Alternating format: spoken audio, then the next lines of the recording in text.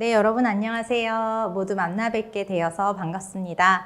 저는 원광대학교 복지보건학부 보건행정학 전공에 있는 윤난희라고 합니다. 이렇게 영상으로나마 여러분들과 함께 인사를 드릴 수 있게 되어서 진심으로 감사하게 생각을 합니다. 저는 미래의 원광대학교 그리고 우리 보건행정학 전공의 식구가 되실 여러분들을 위해서 코로나19라고 하는 이제는 여러분에게 너무나 익숙한 이런 신종 감염병과 같은 위기 상황에 우리 공중보건을 공부한 사람들은 어떠한 역할을 하고 사회에 어떤 기여를 할 수 있는지에 대해서 여러분께 짧게 소개를 드리고 또 우리 식구가 되면 보건행정학을 공부하게 되면 어떤 내용을 함께 공부하게 될 것인지를 짧게 소개해 드리려고 합니다. 여러분은 아마 역학조사라는 단어가 이제는 너무나 익숙하실 것 같은데요. 물론 이제 코로나19라고 하는 신종 감염병 사례로 인해서죠. 하지만 여러분에게 익숙한 이 코로나19 사례 이외에도 사실 우리 주변에는 크고 작은 여러 가지 감염병이라든지 만성질환이라든지 이런 건강 문제의 발생 상황에 역학조사가 진행이 되어 왔습니다. 실제로 이제 그러한 사례를 여러분들께 좀 소개를 드리고자 제가 역학조사라는 단어를 가지고 몇 개 기사들을 좀 검색을 해보면서 그 기사의 타이틀들을 캡처를 해서 담아 두었는데요. 여러분들은 아마도 지금 가장 마지막에 있는 코로나19라고 하는 감염병의 사례를 통해서 역학조사라는 단어를 접하게 되셨을, 처음으로 접하게 되셨을 여러분이 가장 많으리라고 생각합니다만 그 전에도 뭐 메르스라든지 뭐 콜레라, 그 다음에 식중독, 또 결핵과 같은 여러 가지 건강 문제가 발생했던 모든 현장에 우리는 역학조사라고 하는 것이 진행이 되어 왔다라는 것입니다. 네, 그렇다면 이렇게 우리 주변에서 늘 진행되어 왔던 역학조사, 역학이라는 것은 과연 무엇을 공부하는 학문인지에 대해서 여러분들께 짧게 소개를 드리려고 합니다. 보건학에는 여러 가지 학문 내 영역들이 있지만 그 중에 역학이라는 학문이 아마도 여러분에게 가장 지금 익숙할 그리고 보건학의 핵심 학문 중에 하나이기 때문에 짧게 이 역학의 사례를 통해서 우리 공중보건이 하는 일에 대해서 함께 이야기를 나눠보려고 합니다. 역학이라는 학문은 사실 인구 집단의 유행병, 즉 감염병, 전염병의 원인을 찾는 학문에서부터 출발을 했습니다. 지금 우리가 경험하고 있는 코로나19 같은 감염병이죠. 하지만 이제 점차 모든 건강 문제의 원인을 찾는 학문으로 이제 점차 발전을 하게 됩니다. 그래서 어떠한 건강 문제가 발생했을 때, 예를 들면 뭐 폐암이라고 하는 질병이 발생했을 때 그 원인은 무엇인가? 또 뭐 고혈압의 원인은 무엇인가와 같이 어떠한 건강 문제가 발생하더라도 그 원인을 찾아가는 여러 가지 연구 방법론들이 발전이 되게 되었고 그런 모든 것들이 이제 역학의 영역에 들어온다라고 생각하시면 되겠습니다. 자, 그렇다면 이 역학 연구라고 하는 것, 여러분이 지금 신종 감염병의 사례로 익숙해진 이 역학 연구는 어떻게 발전이 되어 왔는가, 이 사례를 소개해드리면 여러분이 이 역학이라는 학문이 좀 더 가깝게 느껴지시지 않을까라는 생각을 해보는데요. 바로 존 스노우라고 하는 역학의 아버지라 불리우는 이 학자의 콜레라라고 하는 감염병의 관찰 연구 사례를 여러분께 소개를 드리려고 합니다. 1854년 9월 첫 주에 영국 런던에 있는 브로드 스트리트라고 하는 브로드가에 있는 그 주변에 살고 있는 많은 사람들이 갑자기 동일한 증상을 호소하면서 사망하는 환자들이 많아졌습니다. 당시에는 이제 콜레라라고 하는 질병의 이름도 당연히 몰랐고 콜레라균을 발견할 수 있는 기술도 우리에게는 없었습니다. 그렇기 때문에 이게 도대체 어떤 이유로 발생하는 사망인지를 정확히 밝힐 수 없었습니다만 무언가 동일한 증상, 뭐 구토라든지 설사라든지 이런 증상을 호소하면서 사망하는 사람들이 갑자기 많아지니까 도대체 뭐 때문에 이렇게 많은 사람들이 질병으로 사망하게 되는지를 밝혀야 하는 연구가 이제 빠르게 진행이 되어야 했던 거죠. 당시에 이제 질병 등록관이었던 윌리엄 파르라고 하는 사람은 낮은 고도에 있는 사람들이 이제 더러운 공기로 인해서 이런 질병을 앓게 되었다. 그럴 가능성이 크다라는 주장을 하게 되었습니다. 그래서 이제 그를 예방하기 위한 여러 가지 대책들을 펼쳤으나 여전히 질병을 앓고 있는 환자들이 줄어들지 않았던 거죠. 그래서 당시 이제 마취과 의사였던 존 스노우라고 하는 학자가 호소하는 증상들을 보니 이렇게 사망을 하고 또 아프고 이렇게 많은 사람들이 호소하는 증상을 보니 이거는 공기가 아니라 뭔가 더러운 물이나 식품의 섭취로 인해서 발생한 질환일 가능성이 크다라는 것을 처음으로 의심을 하게 됩니다. 하지만 말씀드렸던 것처럼 당시에는 이런 질병의 원인을 정확하게 규명할 수 있는 방법론도 우리에게는 없었고 또 균을 확인할 수 있는 기술도 우리에게는 없었던 거죠. 무려 콜레라균이 발견되기 무려 26년 전의 상황이었습니다. 그래서 이 존 스노우라는 학자는 이러한 병, 당최 정체도 모르던 이 병의 원인을 어떻게 찾아갔는지 그 사례를 한번 따라가 보도록 하겠습니다. 이렇게 지도를 펼쳐놓고 지도에 사망자가 발생한 그 가구의 위치를 점으로 찍기 시작합니다. 지금 보시는 것처럼 까맣게 이렇게 빌딩이 쌓아져 있는 것처럼 표시가 되어 있는 그 지점이 바로 사망자가 발생한 가구의 이제 지점인 거죠. 그래서 이렇게 지도에 점을 찍다 보니까 뭔가 특정한 위치 주변에 이 점이 많이 모여 있는 것이 눈에 보이기 시작을 합니다. 조금 더 확대를 해볼까요? 바로 여기 지금 브로드 스트리트라고 써 있는 이 브로드 가 주변에 까만 점들이 집중되어 있는 것을 이제 발견을 하게 되는 겁니다.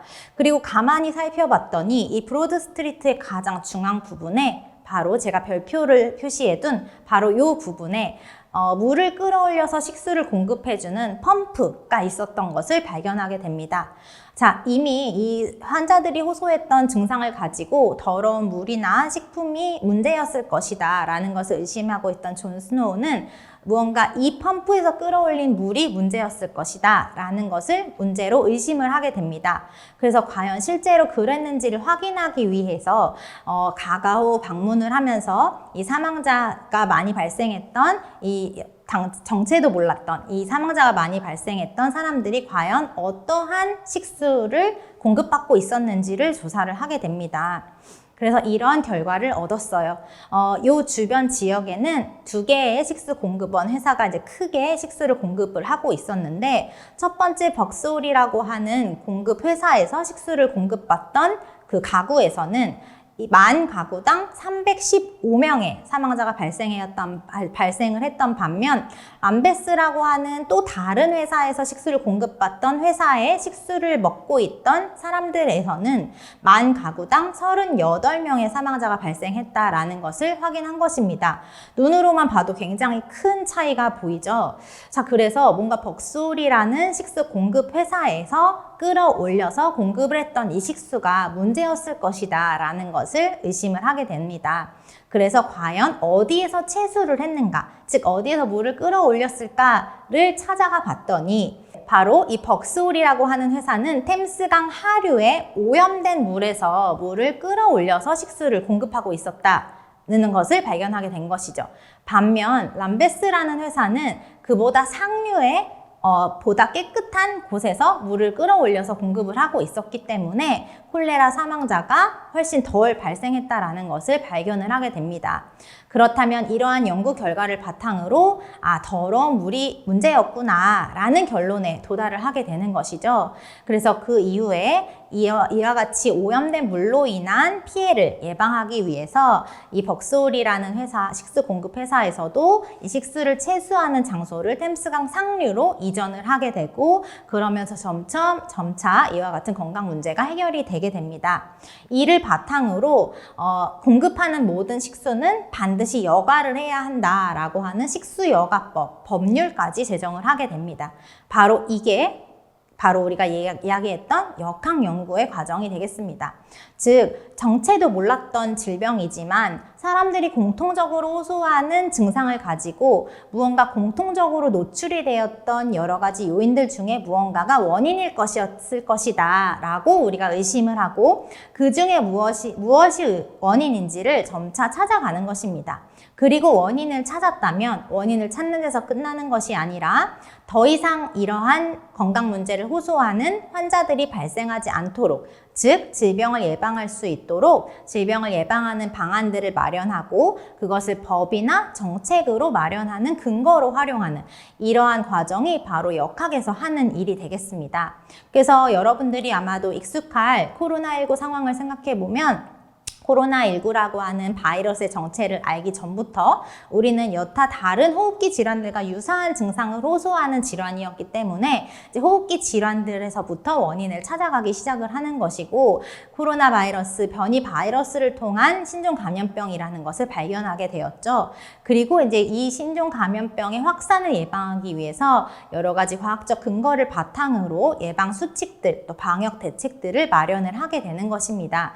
그게 바로 이 역학의 연구에서 출발을 했던 과정이자 공중보건이 이런 어떤 질병이라든지 재해로 인한 예방의 어떤 위기 상황에 하게 되는 역할이다라고 생각하시면, 여러분이 이제 보건학을 공부하게 된다면 내가 할 수 있는 역할이 얼마나 많아질지에 대해서 함께 꿈꿀 수 있는 그런 시간이 되지 않을까라는 생각을 해봅니다.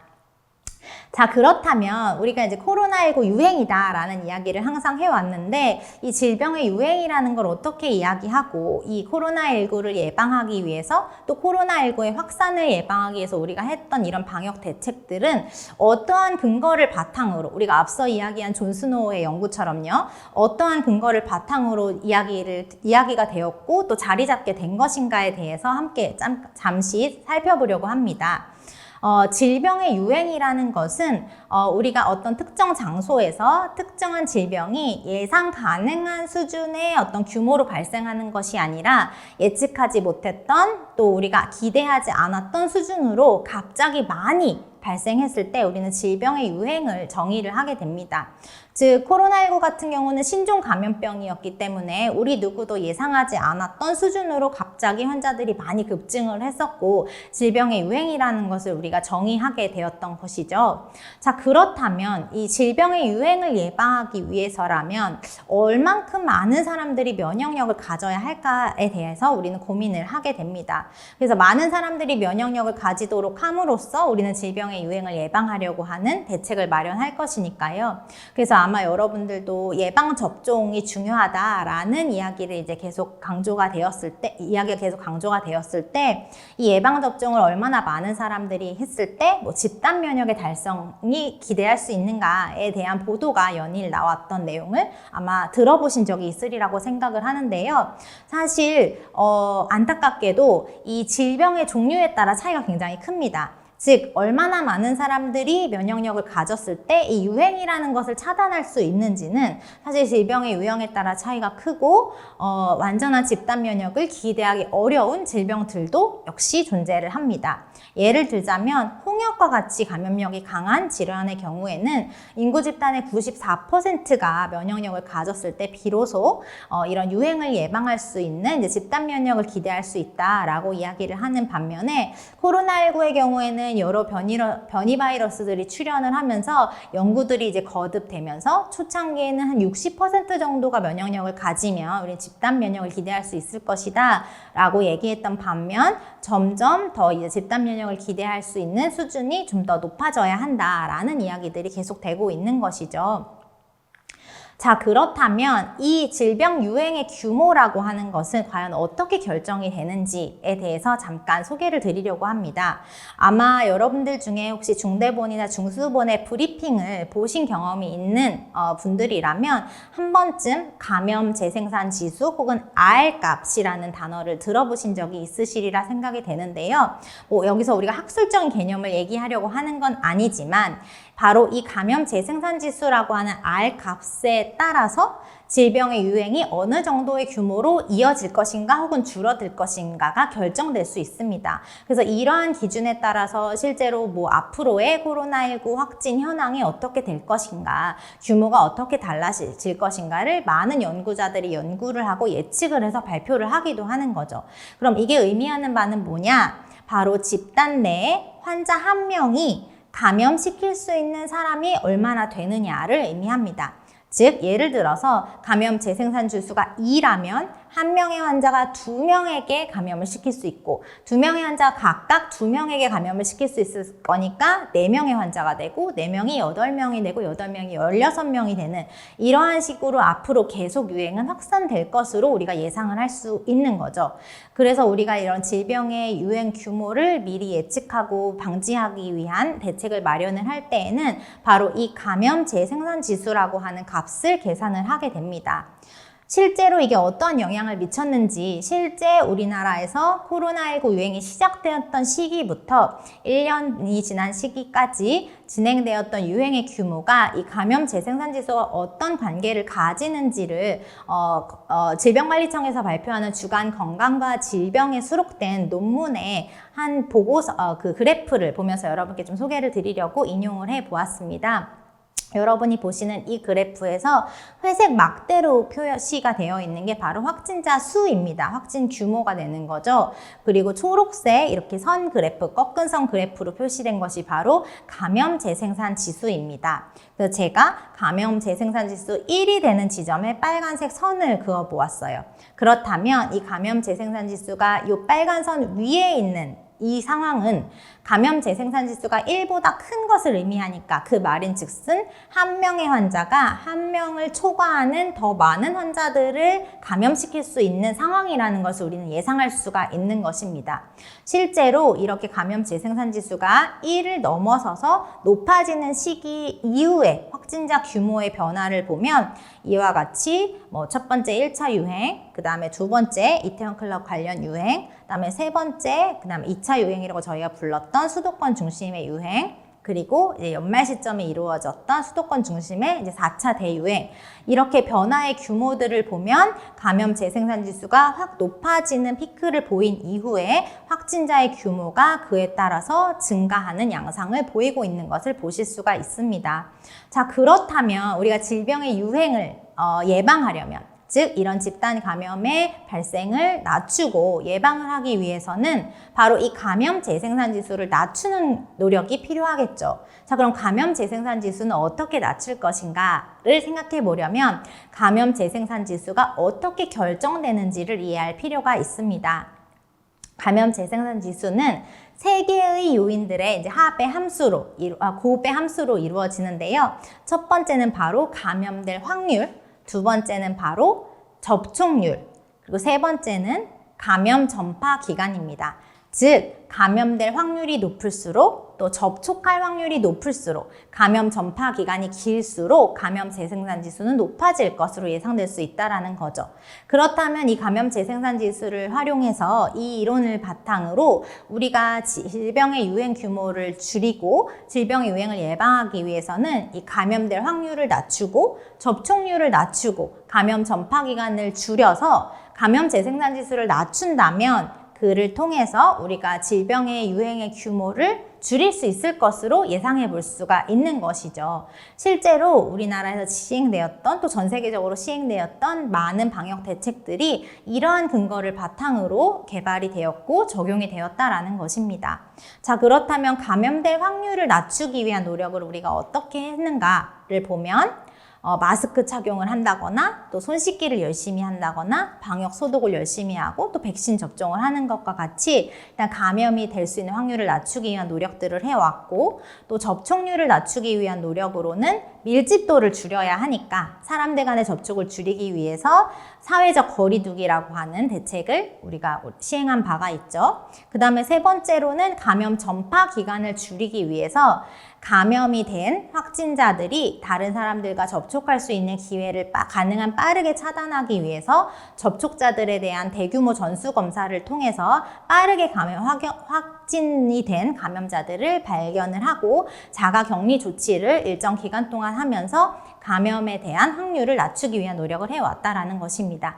이와 같이 역학에서 출발한 이러한 이론적인 개념들을 바탕으로 실제로 보건 정책을 만들고 또 법을 만들고 사업들을 시행을 하고 있다라는 것입니다, 여러분. 이런 이야기들을 듣고 나니까 내가 살아가는 동안 나에게 많은 영향을 미쳤던 여러 가지 정책이나 법이나 여러 가지 환경들이 모두 공중보건에서 굉장히 중요한 개념들로 다루어지고 있었구나라는 생각이 드시지 않나요?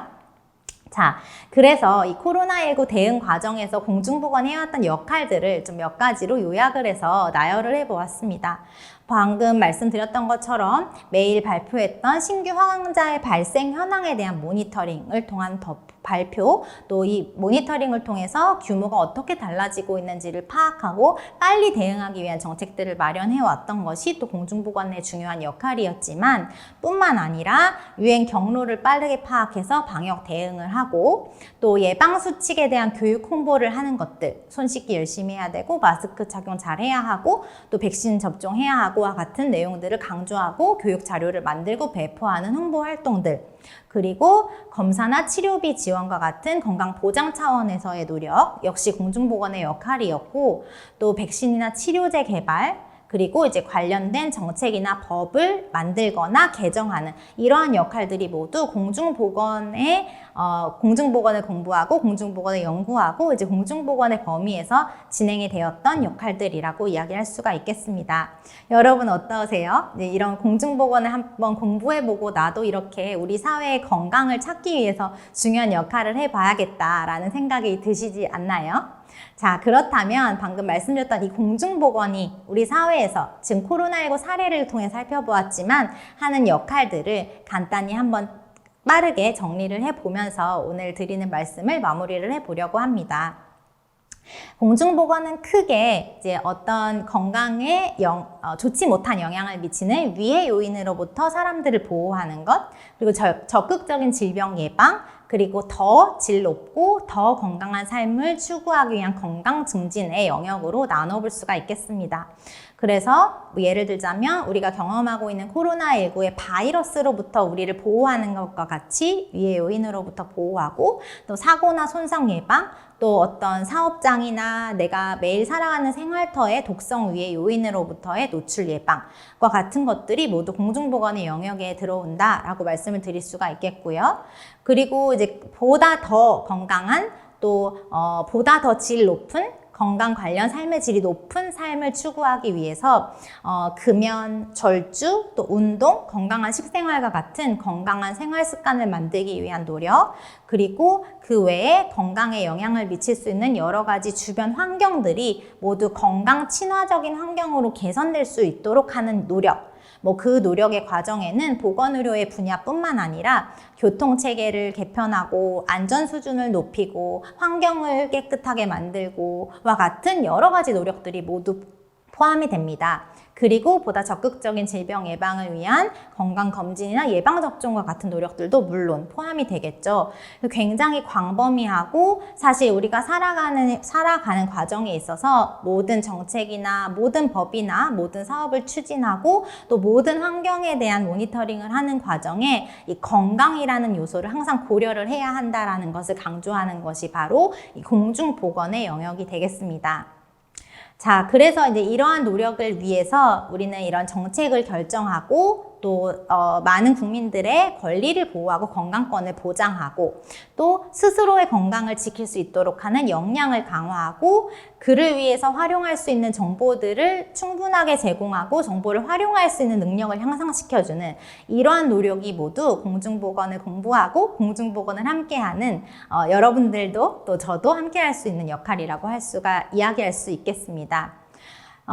자, 그렇다면 여러분들이 만약에 원광대학교 복지보건학부 보건행정학 전공으로 입학을 하면 어떤 공부를 하게 될 것인가? 제가 전공 과목들을 이제 학년별로 이렇게 표로 좀 나열을 해 보았는데요. 여러분 보시면서 느끼시겠지만 굉장히 다양한 학문 분야의 영역들이 이제 보건학과 접목이 되어 있는 여러 과목들이 개설이 되어 있는 것을 보실 수가 있습니다. 방금 소개드린 역학을 포함해서 공중보건학이라든지 통계학과 같은 기초 과목들은 물론이고 경제, 사회, 교육, 또 환경, 정책에 이르기까지 다양한 사회과학의 학문 영역들이 이제 보건학과 접목이 되어서 건강한 사회를 만들기 위해서 어떠한 노력이 필요할 것인가에 대해서 다양한 융합 학문적인 성격을 가지고 우리는 같이 공부를 하고 있고요.